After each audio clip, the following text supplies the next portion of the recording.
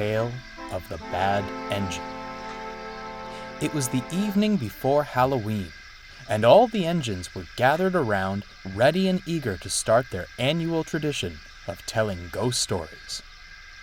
The firelighter came to set the mood, and soon the yard was showered in a warm orange glow, creating an atmosphere ripe for spooky tales. The engines took turns telling ghost stories as the moon rose overhead, each trying to outdo the last. They were all enjoying themselves enormously. Even the big engines, who normally didn't have much patience for silly stories, beamed and laughed as Thomas and Percy imitated a ghost haunting an old mansion. Finally, it was Henry's turn to tell a story. He hesitated for a moment and curiously looked over to Gordon and Edward. "Tell it," whispered Gordon. "Go on, it won't hurt." "I don't know if I should," he whispered back. "It's up to you, Henry. It is scary," Edward replied quietly. "Are you going to tell the story or not?" James said.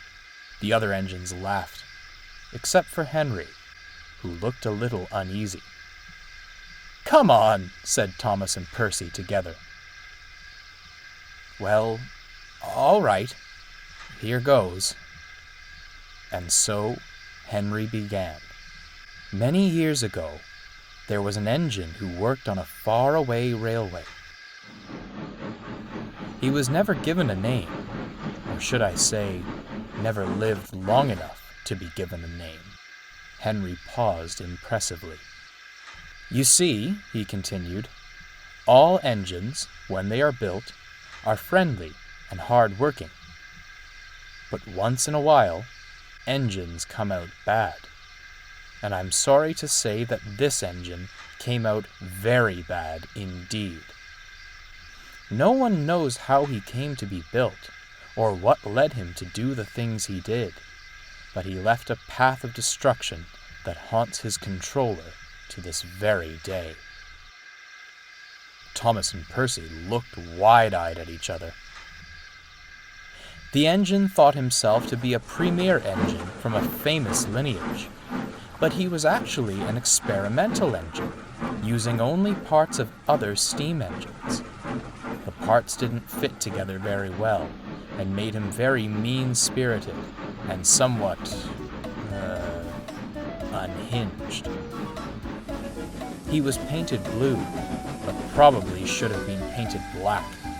It was not uncommon for the engine to insult the others and resort to light sabotage, such as bumping them without warning and misplacing trains over small, petty squabbles. He was also easy to anger and had fits of rage, taking it out on the trucks and sometimes engines smaller than he was. One day, he buffered up to one of these smaller engines and pushed him to the edge of the turntable well, threatening to knock him in if he didn't cater to his every whim.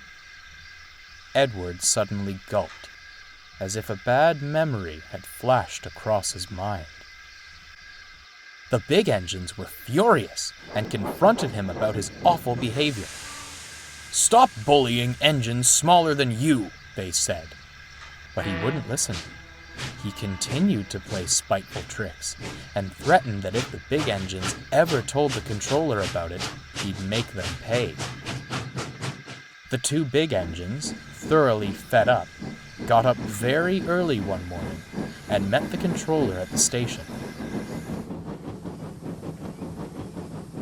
They told him all about what the engine had done, but the controller's hands were tied since the engine was on loan. "I can't do anything but put in a report to the engine's company," said Henry, mimicking the fictional controller. "What happened then?" asked Toby. "Well, one of the big engines left to take a train, and the other remained at the station, trying desperately to plead their case. It is said that the bad engine was passing through the yard at the time and saw the big engine, Needless to say, he was immediately suspicious. He confronted the big engine in the yard and said, "I told you not to tell anyone. You'll get yours." The big engine just laughed, believing the engine only to be bluffing. Henry suddenly paused. Edward, Gordon, and Henry all looked at each other. Gordon gave a motion of the eyes, encouraging Henry to keep going. "But," Henry said, "he was most assuredly not bluffing." The next day, the big engine was pulling an express train through the junction when suddenly, and without warning, another engine careened into the back of his coaches. There was an awful noise as wood and metal and stone splintered everywhere. But what was worse was as the noise of the wreck subsided, the screams of the passengers inside the coaches became louder and louder and louder. The other engine's eyes were glued to Henry. They didn't dare make a sound. The bad engine, knowing the big engine was just up the line, had intentionally missed a signal and plowed into the back of the express train to get even. The sight of it was awful. The 3 rear coaches were smashed to smithereens, and everyone inside those coaches, Henry gulped. Everyone inside those 3 coaches perished.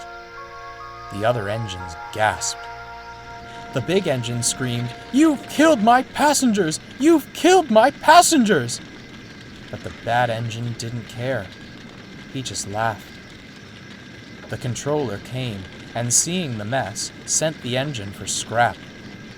If the controller had only listened to the big engines, the lives of those in the coaches might have been saved. So that is the moral of the story. Stand up to evil and fight until the very end, or the evil might just turn you into ghosts. Henry gave a loud whistle, making everyone jump. "Wow, Henry," James laughed. "That was a twisted story." "I might have to keep the light on tonight," said Percy, and everyone laughed. Soon the engines began to leave the yard to get a good night's rest. Gordon, Henry, and Edward, however, stayed behind. As soon as the others were out of earshot, Henry sighed, looking very ill. Gordon smiled sympathetically.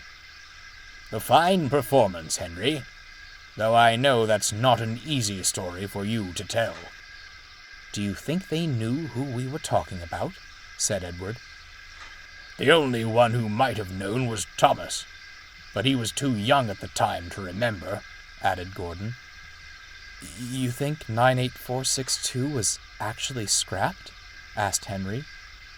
But Gordon and Edward didn't answer right away. The 3 looked up at the moon, feeling uncertain but hopeful that the bad engine wouldn't come back to haunt them again.